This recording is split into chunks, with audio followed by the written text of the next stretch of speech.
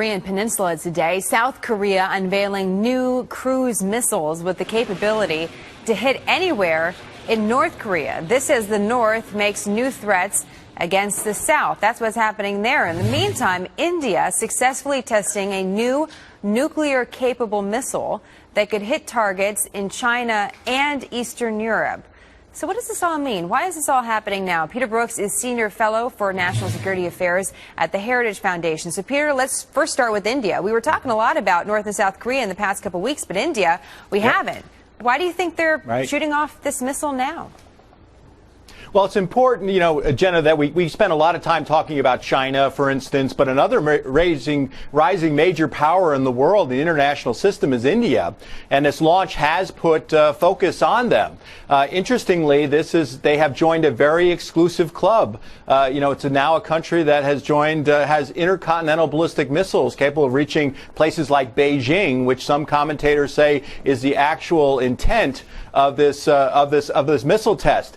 China is rising in Asia. India is a major Asian power. They are rivals with one another, and I think this is definitely a signal towards China from India that we're here, we need to be respected, and we're going to play a place, and we're going to have a significant place in international or in Asian security matters. We had almost an instant response when North Korea tried to shoot off its latest rocket, failed missile test.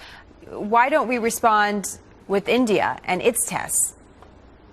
Well, fortunately, India is quite transparent about it. They're also a friend of the United States. In fact, Jenna, most people don't know that India is the world's largest democracy, the most populous democracy ahead of the United States. So I don't think there's fear of India. Perhaps in Beijing there is, but the United States and many of America's allies are certainly not fearful of India. It's a different sort of society where North Korea has never really renounced its hostilities towards the United States or South Korea. In fact, we're technically still at war on the Korean Peninsula, so there's a much greater concern about North Korea, plus their record of proliferation. North Korea has shared nuclear and missile technology with the likes of Iran, probably Pakistan. Remember, the Israelis took out a Syrian facility back in 2007, even perhaps Burma. But India hasn't been the proliferation problem that North Korea has and currently is. I'm going to move to North Korea in just a moment, but just a final thought on India. 60 to 100 nuclear warheads is the count that we have on record, but no one really knows for sure, Peter. And you mentioned Pakistan, so I just wonder,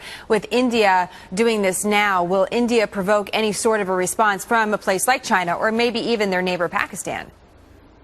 Well, China has reacted rhetorically, certainly, and next week we're actually going to see Russia and China have their first naval exercises. That will be in the Pacific, but that's also a bit of signaling going on from Beijing that we have other friends. Now, we usually look at India in terms of Pakistan because of the rivalry there, and sometimes, of course, Afghanistan, but this missile far exceeds what is required for a strike into Pakistan, and I think it is a bit of one-upsmanship on the part of the Indians when they look at their neighbor, since they have joined, now they have intercontinental ballistic missiles, according to reports. Well, speaking of one-upmanship, if you will,